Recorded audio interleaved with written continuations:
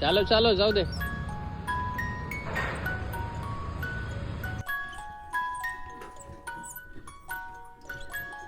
त्याच्या स्कूलमध्ये प्रोजेक्ट आहे आणि त्यासाठी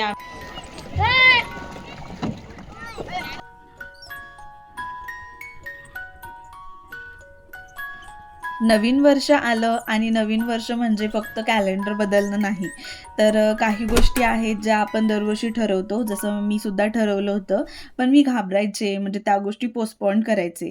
तर आजचा व्हिडिओ हा माझ्या अशाच एका ड्रीमबद्दल आहे आणि नवीन वर्षात मी स्वतःशी एक प्रॉमिस केलं होतं. तो म्हणजे मी टू व्हीलर शिकेन. माझ्यासाठी हा निर्णय सोपा नव्हता, कारण मला खूप भीती वाटत होती, पडले तर, कोणी पाहिलं तर, बॅलन्स जमला नाही तर. पण तरीही मनात आवाज होता, कधीतरी स्टार्ट करायचं आहे. खरं तर म्हणजे कधीतरी स्टार्ट करायचंच आहे, तर करूया. खरं सांगायचं तर मी खूप वेळा स्वतःला थांबवलेलं आहे आणि कॉन्फिडन्स नाही आहे, प्रॅक्टिस नाही आहे, ह्या सगळ्याच गोष्टी नव्हत्या. पण मला असं वाटायचं की मला हे शिकायला उशीर झाला आहे का? कारण सगळ्यांना ह्या गोष्टी आधीच येतात. पण मग एक गोष्ट लक्षात आली, हे सगळे लोक पण कधीतरी बिगिनरच होते ना. मग एक दिवस ठरवलं, बास, आज नाही तर कधीच नाही. मी असं स्वतःची ठामपणे ठरवलं आणि टू व्हीलर शिकायला सुरुवात केली. पहिल्या दिवशी हात थरथरत होते, ॲक्सिलेटर दाबायला भीती वाटत होती, ब्रेक कधी दाबायचा ते तर माहीतच नव्हतं. पण प्रत्येक छोटा प्रयत्न मला थोडा म्हणजे मला कॉन्फिडंट बनवत होता. त्यावेळी मला एक गोष्ट कळली, की फेअर हा म्हणजे भीती जी आहे ती फेल होण्याची नसते, तर लोक काय म्हणतील याची असते. मला छान वाटतंय, ॲटलीस्ट मी स्टार्ट तरी केली आहे आणि थोड्याफार गोष्टी आता मला येतात सुद्धा. मी परफेक्ट होण्याची वाट बघत बसले नाही आणि स्टार्ट केलंय, कारण कॉन्फिडन्स प्रॅक्टिसनेच येतो. आणि कमेंटमध्ये मला सांगा, तुमचं असं कोणतं ड्रीम आहे जे तुम्ही यावर्षी स्टार्ट करणार आहात?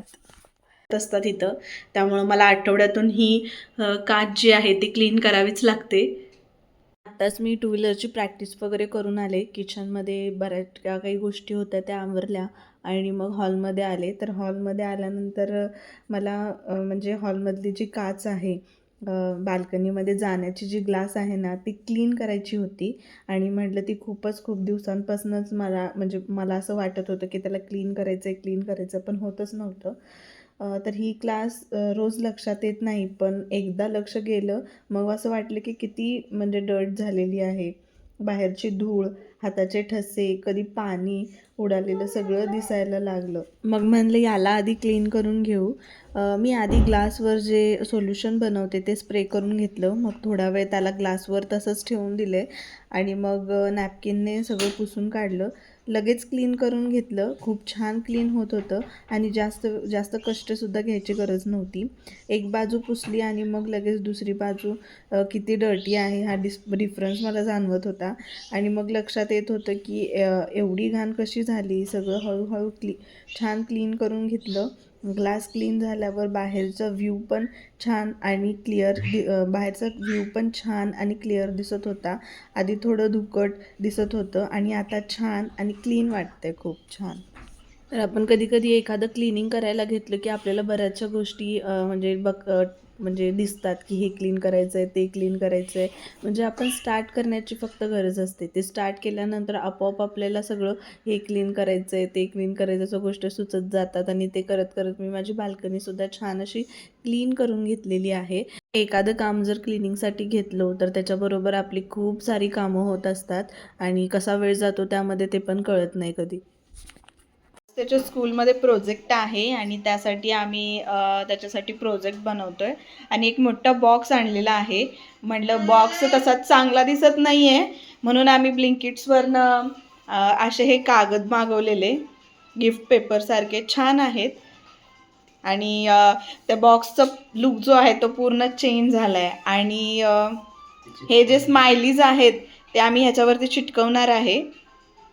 तर अगस्त्याच्या स्कूलमध्ये सायन्स एक्झिबिशन्स होतं आणि तिथे अशा काही खेळणी आहेत ते सुद्धा होते. पण मुलं त्या एक्झिबिशनला सोडून ह्या सगळ्या गोष्टींमध्ये जास्त इन्व्हॉल्व झाले होते आणि माझासुद्धा खूप वेळ तिथंच गेला. तो खूप वेळ सगळ्या टॉईज वगैरे खेळून त्याच्यात झाला आणि तो खूप छान तिथं एन्जॉय करत होता. अजून जो कार्यक्रम आहे तो सुद्धा स्टार्ट झाला नव्हता आणि मग त्यामुळं मी पण म्हटलं की असू दे, त्याला खेळू दे म्हणून तो सुद्धा छान असा खेळत होता. त्याच्यानंतर थोड्या वेळाने सायन्स एक्झिबिशन सगळे जे बघायला ते येत होते हळूहळू. आणि आमचा जो प्रोजेक्ट होता तो इमोशन डिटेक्शनवाला होता. म्हणजे स्माइली ज्या आहेत त्या म्हणजे आपल्या फिलिंग ज्या आहेत त्या डिटेक्ट करणारा प्रोजेक्ट होता. म्हणजे सगळ्यांना प्रोजेक्ट खूप आवडला आणि सगळे खूप छान यानं विचारत होते की ॲक्च्युअल काय आहे किंवा काय. सगळ्यांना प्रोजेक्ट खूप आवडला आणि त्याच्यानंतर छान असा कार्यक्रमसुद्धा झाला. आता अगस्त्यचा डान्स परफॉर्मन्स वगैरे होता, तर अगस्त्य इथं आवरून वगैरे बसलेला आहे आणि थोड्या वेळातच त्याचा डान्ससुद्धा सुरू आहे. तो हे कपडे घालायला खूप रडत होता, कारण त्याला अशा कपड्यांची सवय नाही आहे आणि अचानकच हे सगळं घातल्यामुळं त्याचा मूड खूप ऑफ झालेला. म्हणून मी त्याला थोडंसं मुलांच्या सोबत पुढं थोडं घेऊन गेले आणि म्हटले की त्यालासुद्धा दाखवूया, त्यालासुद्धा असा परफॉर्मन्स करायचा आहे. आणि तो स्टेजवरती जातच नव्हता, म्हणून मला स्वतःच त्याला घेऊन स्टेजवरती जायला लागलं. पण मला असं अजिबात वाटलं नव्हतं की हा डान्स करेल. पण त्याने इतका छान डान्स केला, तो माझ्याकडेच बघत होता डान्स करताना. त्याने खूप छान डान्स केला. म्हणजे मी घरात त्याला विचारायचे की कुठलं सॉन्ग आहे किंवा काय, तर सांगत नव्हता तो. मला असं वाटायचं की तो एवढा म्हणजे करत नाही आहे किंवा काय. पण मी जेव्हा त्याला स्टेजवरती बघितलं त्यावेळी मला खूप छान वाटलं. तो खूप छान सगळे डान्स करत होता. म्हणजे जसं की तुम्ही व्हिडिओमध्ये बघू शकताय. आणि मलासुद्धा त्याचा हा डान्स आणि त्याचा हा पहिलाच परफॉर्मन्स होता आणि सगळे खूप छान डान्स करत होते. खूप क्यूट वाटत होतं सगळं. आजचा हा क्षण माझ्यासाठी खूप खास आहे, कारण आज अगस्त्य पहिल्यांदा स्टेजवर उभा आहे.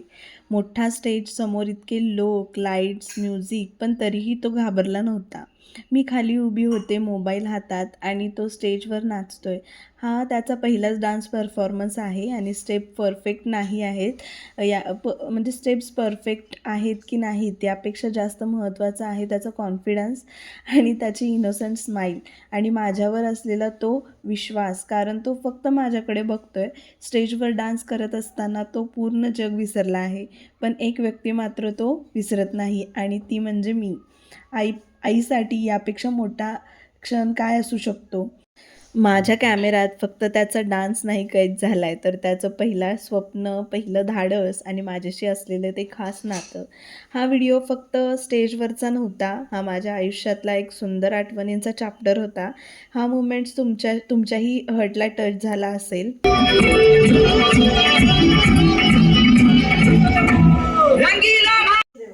तर तुम्हाला आजचा व्हिडिओ कसा वाटला हे मला कमेंट थ्रू नक्की सांगा.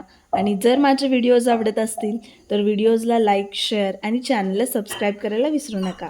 आपण परत भेटू अशाच काही इंटरेस्टिंग व्हिडिओसोबत. तोपर्यंत बाय.